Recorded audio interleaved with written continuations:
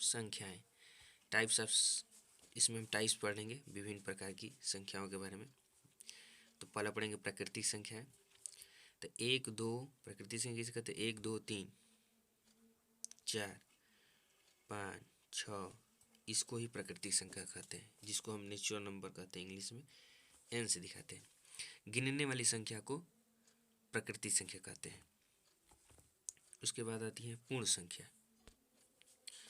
उसके बाद पूर्ण संख्या, होल नंबर्स।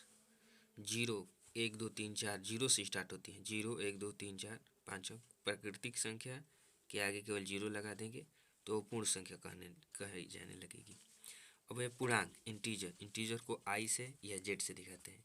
इंटीजर में क्या होता है कि 0 से अगर दाहिने तरफ जाएंगे, इस साइड धन 1 धन 2, राइट साइड 3 4, और इधर जाएंगे तो ऋण 1 ऋण 2 ऋण 3 ऋण 4। तो इसी को हम पूर्णांक बोलते हैं। इधर वाला धन है तो धन पूर्णांक,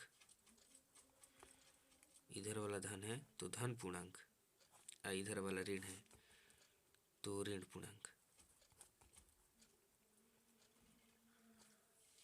आई के ऊपर धन पूर्णांक, आई के ऊपर ऋण, आई इसको बोलेंगे शून्य पूर्णांक। 0 इंटीजर, 0 इंटीजर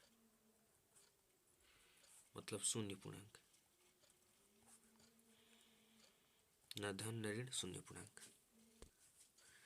सम संख्या तथा विषम संख्या, even numbers, even and odd numbers. Even मतलब होता है सम, इवन का मतलब होता है सम संख्या, ओड का मतलब होता है विषम संख्या।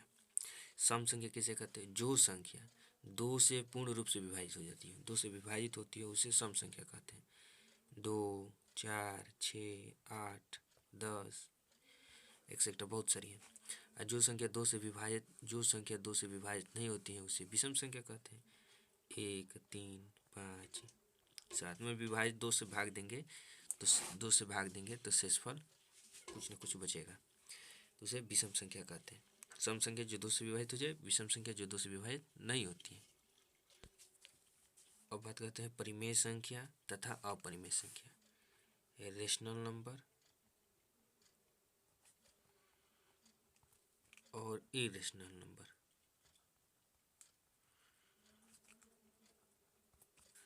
रेशनल का स्पेलिंग केवल IR लगा देंगे, अपरिमेय संख्या का स्पेलिंग हो जाएगा। तो परिमेय संख्या से कहते हैं जो P/Q के रूप में हो, जो P/Q के रूप में हो, नीचे वाला जहाँ Q बराबर नॉट 0, नीचे वाला 0 नहीं होना चाहिए, उसे हम परिमेय संख्या कहेंगे। जैसे 3/4, ये माइनस धन सब में होती है। 4 ऋण 2/5, 0 भी परिमेय संख्या है कि 0/1 लिख सकते हैं, नीचे वाला 0 नहीं ना है। 0 को भी 0/1 0 परिमेय संख्या है, क्योंकि 0/1 लिख सकते हैं, नीचे 0 नहीं है, तो ये परिमेय संख्या हो सकता है। इसमें जो परिमेय नहीं है उसको अपरिमेय कहेंगे। जो परिमेय संख्या नहीं है उसे अपरिमेय संख्या कहते हैं। ये सब करणी में होता है। करणी में 3, करणी में 2/6। पाई भी एक अपरिमेय संख्या है। इन्फिनिटी भी एक अपरिमेय संख्या है, क्योंकि इन्फिनिटिव के लिए लिखोगे कोई संख्या, कोई नंबर लिखोगे, ऊपर क्या होता है, कैसे इन्फिनिटिव बनता है, तो कोई नंबर है ऊपर और उसके नीचे 0, कोई संख्या हो, ऊपर कोई संख्या हो, कोई भी संख्या अक्षर कुछ भी हो और नीचे 0 हो तो उसका मान इन्फिनिटिव हो जाता है। पाई एक अपरिमेय संख्या है और पाई का मान लगभग में 22/7 होता है, तो ये हो जाएगा हमारा परिमेय, ये हमारा हो जाएगा परिमेय, लेकिन ये हो जाएगा हमारा अपरिमेय। अब क्या बात आती, एक बात आती है करणी में 4 एक परिमेय है, ये भी तो करणी में है नहीं, क्योंकि करणी में 4 का वर्गमूल हो जाएगा 2, और 2 को 2/1 लिख नहीं सकते हैं। P की जगह पर आएगा ऊपर वाला 2 और Q की जगह पे, तो P/Q के रूप में हो ही गया परिमेय संख्या। अब बात करते हैं अभाज्य संख्या और भाज्य संख्या। Prime number, composite number. Prime number क्या आती हैं? इसमें जो है वे संख्या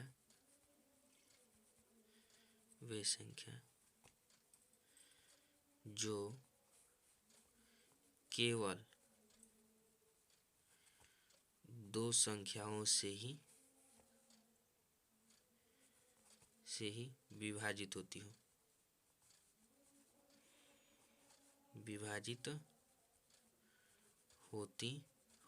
जैसे 2 हो गया, 3 हो गया, 5 हो गया। 2 केवल 2 मतलब एक से और स्वयं से, तो 2 और 3 5 7 11 17 13 बहुत सारी है। इसमें भाज्य संख्या किसे कहते हैं? इसमें तो वे संख्या जो 2 से अधिक संख्याओं से विभाजित होती हो। 4 6 8 10 9 15 16 से बहुत सारी है। माने एक और स्वयं से तो विभाजित होगी ही, कट जाएगी भाग देने पे, विभाजित हो जाएगी पूर्ण रूप से। लेकिन एक और संख्या से भी विभाजित हो, जैसे 4 है, 4 1 से विभाजित भाग देने पर चला जाए, पूर्ण रूप से विभाजित हो जाएगा। 4 को स्वयं से भी भाग देंगे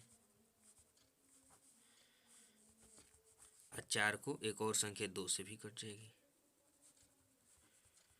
यानी ये 2 से अधिक से विभाजित हो रही है 4, इसलिए भाज्य संख्या हो जाएगी। 8 6 भी तो ऐसी संख्या है जो 2 से अधिक संख्याओं से विभाजित, पूर्ण रूप से विभाजित हो जाती हो, उसे हम भाज्य संख्या कहते हैं। और जो केवल 2 ही संख्या से विभाजित होती है, या तो खुद से और नहीं तो 1 से, इसके अलावा और किसी संख्या से न कटे, तो अभाज्य संख्या कहलाती है।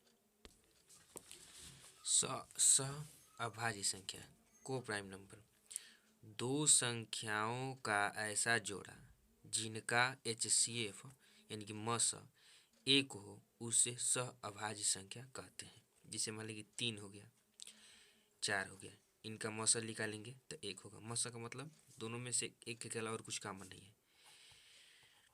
4 6 ये अभाज्य संख्या नहीं कहलाएगी, क्योंकि इसमें से भी 2 निकल जाएगा, इसमें से मैंने 2 से कट जाएगा दोनों कुल मिलाकर के, तो ये अभाज्य संख्या नहीं कहलाएगी।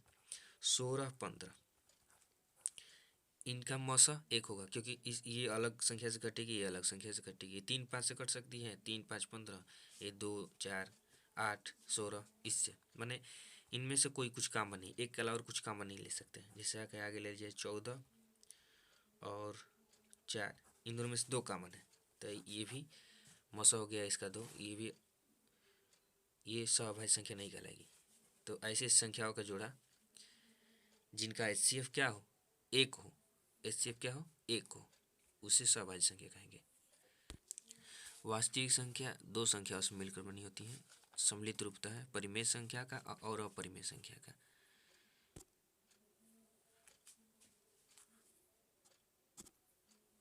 तो वास्तविक संख्या परिमेय संख्या और अपरिमेय संख्या का सम्मिलित रूप होता है।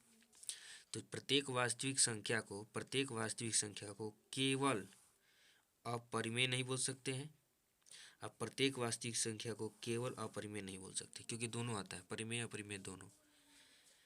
प्रत्येक परिमेय संख्या को वास्तविक संख्या बोल सकते हैं, प्रत्येक परिमेय संख्या को केवल वास्तविक संख्या बोल सकते हैं, या प्रत्येक अपरिमेय संख्या को केवल वास्तविक संख्या बोल सकते हैं। लेकिन प्रत्येक वास्तविक संख्या को केवल, शब्द है केवल, परिमेय नहीं बोल सकते, क्योंकि वास्तविक संख्या के अंतर्गत परिमेय अपरिमेय दोनों आता है।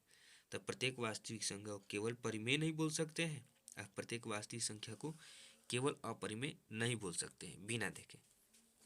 जैसे माना कि -3/2, ये कर्णी में 3 है, इसका तो वर्गमूल होगा नहीं, कर्णी से बाहर निकलेगा नहीं। जब कर्णी आ गया तो कर्णी माने अपरिमेय, कर्णी में कोई संख्या दिखे तो वो अपरिमेय कहलाती है।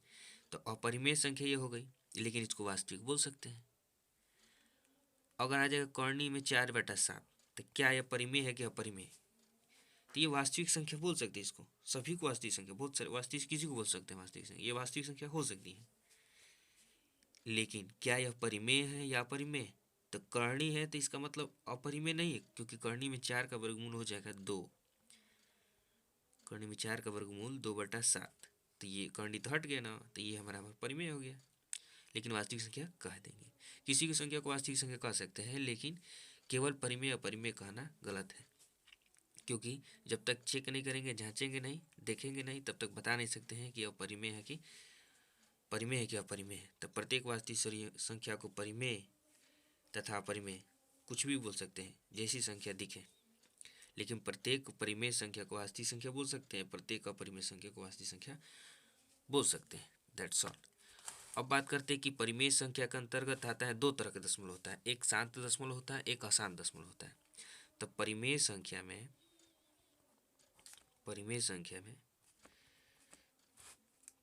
शांत दशमलव आता है और एक होता है अशांत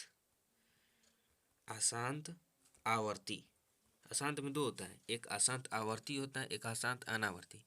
तो परिमेय संख्या उसी को उन दशमलव को परिमेय संख्या कहेंगे जो शांत हो और अशांत आवर्ती हो, उनको हम परिमेय संख्या बोल सकते हैं या परिमेय संख्या के रूप में लिख सकते हैं। शांत दशमलव को, अशांत आवर्ती को। लेकिन अपरिमेय संख्या में केवल अशांत अनावर्ती आएगा। अशांत अपरिमेय संख्या में केवल क्या आएगा? अशांत अनावर्ती। जो दशमलव अशांत अनावर्ती हो उसी को हम अपरिमेय संख्या बोल सकते हैं या अपरिमेय संख्या कहलाती है, अशांत अनावर्ती।